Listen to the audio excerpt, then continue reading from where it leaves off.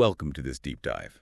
We aim to cut through the noise, get straight to what really matters for you. Especially if you're working in the energy sector, things are moving fast. Exactly.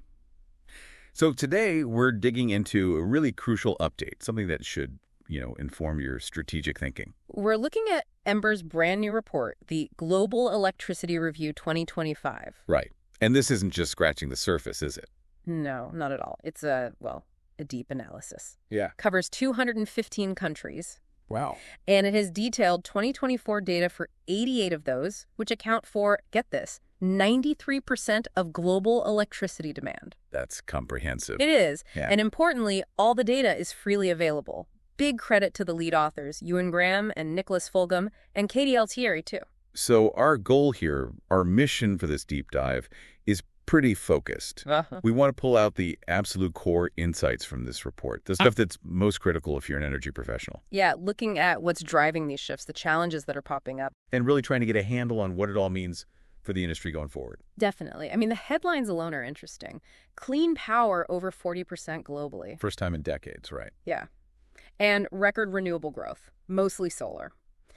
Then there's the heat wave effect on fossil fuels. And how demand growth seems to be decoupling from fossil fuels in places like China and India. Exactly. But those are just headlines. We need to unpack what they really signal for the sector, for your planning.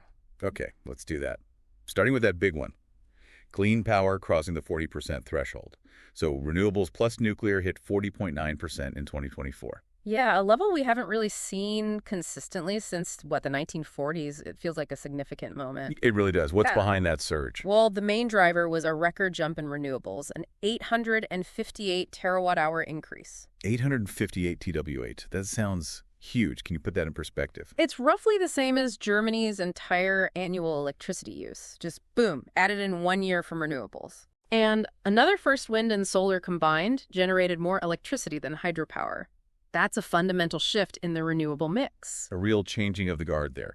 Now, nuclear is part of that clean power figure. Yeah. But the report says its share actually hit a 45-year low. That's right. It's a bit of a contrast. Nuclear generation did increase slightly, about 69 TWH. Okay. But as a percentage of the total global mix, its share continued to slide downwards. It's a long-term trend.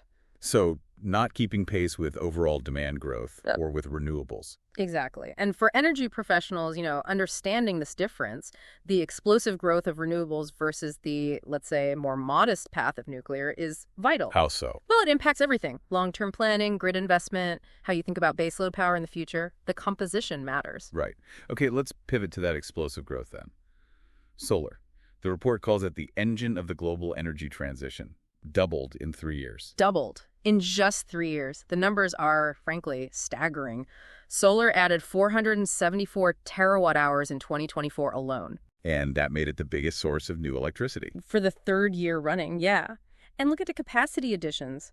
585 gigawatts of new solar installed in 2024. 585 GW. More than double the installations just 2 years earlier, in 2022. Think about it. Yeah. Global solar capacity hit 1 terawatt in 2022. I remember that milestone. And it hit 2 terawatts just 2 years later in 2024. Wow. That pace is unbelievable. What does that speed mean for people in the sector? It means you have to fundamentally rethink things. Your generation portfolio planning, how quickly you need to modernize the grid to handle it all. It suggests fossil fuels might be displaced faster than some models predict. It certainly points that way. You need to factor that potential acceleration into your forecasts. Absolutely. And this isn't just a China story or a California story anymore. Not at all. I mean, China's huge, responsible for over half the global increase in solar generation. Okay. But the spread is remarkable. 5 years ago, only 3 countries got over 15% of their electricity from solar. Now it's 21 countries. Big players in the EU, Chile, Australia. Hungary actually has the highest share among the larger generators, 25%. 25%. Yeah. And new markets are opening up fast, like Pakistan, purely because solar is so cost competitive now. Right. Plus, you see China exporting way more solar panels to the Middle East and Africa. It's truly gone global. Cost is obviously key. Yeah. Which naturally leads to batteries, right? For managing solar's ups and downs. Exactly. And the news there is also pretty significant. Lithium-ion battery pack prices dropped another 20% in 2024. Another 20% down. that keeps making storage more viable. It's a huge enabler. It makes smoothing out that solar intermittency much more economic, helps grid stability. The report mentions a 24-hour solar project. Yeah, in Abu Dhabi. A solar PV plant combined with storage providing power around the clock. It shows the potential, base load like solar. So for professionals, this convergence cheapening solar, cheapening batteries, it opens up a lot. Immense opportunities across the whole value chain. Manufacturing, project development, grid management, new business models around distributed energy. It's transformative. Okay, let's shift gears slightly. The report highlights something maybe less obvious influencing fossil fuels last year. Heat waves. Yeah, that really jumped out. The link between extreme weather, climate change, and the energy system is becoming incredibly direct. How did it play out in 2024? Well, those heat waves were the main reason global electricity demand surged by 4.0%. Huge spikes in cooling demand. And that extra demand had to be met somehow. Right. Yeah. And it led to a 1.4% increase in fossil fuel generation, enough to push power sector emissions to a new record high, unfortunately. So it exposes a vulnerability. Definitely. A vulnerability to climate impacts. It really underscores the need for more grid resilience, better demand management strategies as these events become more common. That's fascinating. So without those heat waves, what would the fossil fuel picture have looked like? Very different. Ember estimates that without that heat-driven demand spike, fossil generation would have barely increased, maybe only 0.2%. Wow. So clean energy was essentially keeping up with the normal underlying growth. Largely, yes. Now, there were regional differences, Smaller fossil increases in China and India, a bit of a rebound in the U.S., continued decline in the EU. Okay. But the big takeaway for energy professionals is that weather is becoming a much bigger variable in demand forecasting, in grid operations. Even with clean energy growing fast, these short-term fossil fuel bumps driven by climate will happen. Exactly. It's another layer of complexity to manage. But it wasn't just heat waves driving up demand, was it? The report points to a more fundamental rise. That's a really critical point. Even if you adjust for temperature, the underlying demand growth was strong, 3.3% in both 2023 and 2024. Which is higher than before. Yeah, significantly higher than the 2.5% average we saw in the decade before that. What's behind that underlying growth? It's the electrification trend. Things like EVs, heat pumps, and crucially, data centers. Data centers. We hear a lot about that. They're becoming a major factor. Those three EVs, heat pumps, data centers, added 0.7% to demand growth in 2024. That's more than double their impact just 5 years ago. Any specific numbers? EV electricity demand grew 38%. Data centers and crypto mining up 20%. These are becoming significant structural drivers. And this trend is likely to continue, maybe even accelerate with AI. That's the expectation and the uncertainty. Forecasts are being revised up. The IEA's Step S scenario reflects this. Right. But predicting the exact impact of AI, for example, is tough. Some estimates suggest U.S. data center electricity use could triple by 2028. Triple. But there's a range. A significant range, yes. But the direction is clear. For anyone planning generation or grid investments, understanding these structural demand drivers, AI, transport electrification is absolutely non-negotiable now. Huge implications. Okay, let's talk China and India, major economies, pivotal roles. The report suggests they're starting to decouple growth from fossil fuels. It's really remarkable what's happening there, especially the scale.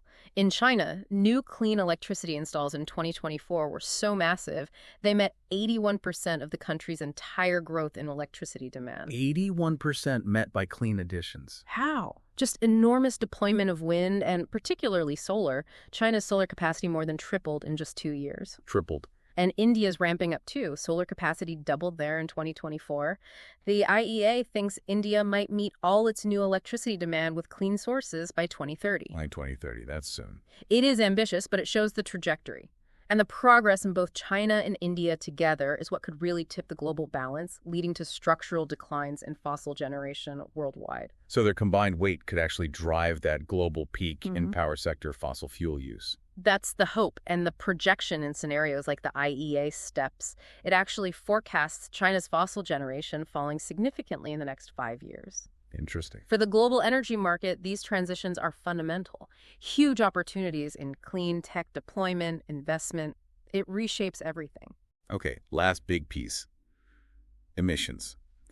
Despite all this clean energy growth, the report says power sector emissions hit a new high in 2024. Seems counterintuitive. It does on the surface, but it's nuanced, yes. Absolute emissions hit a record. Right.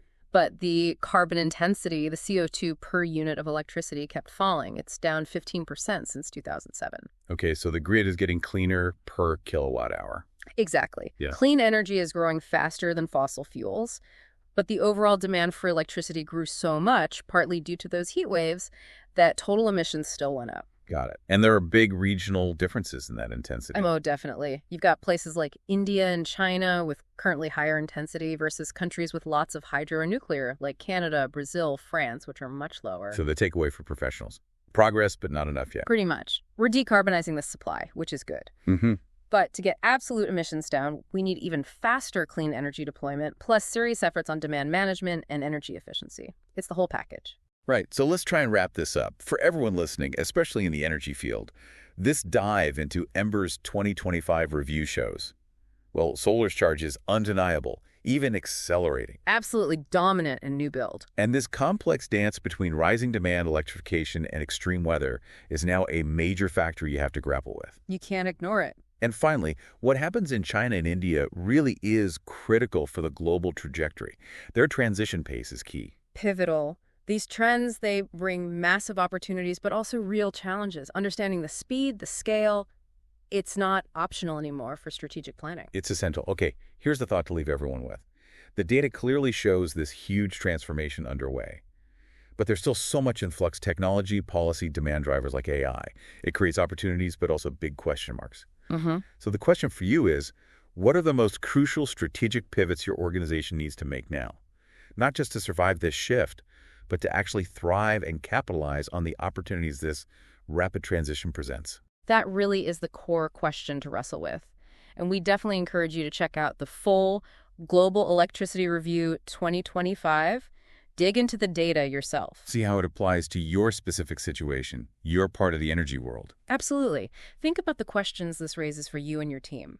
You can find the full report, all the data. It's free on Ember's website. Definitely worth exploring. Thanks for joining us for this deep dive. Yeah, thanks for tuning in. We'll be back soon with more insights.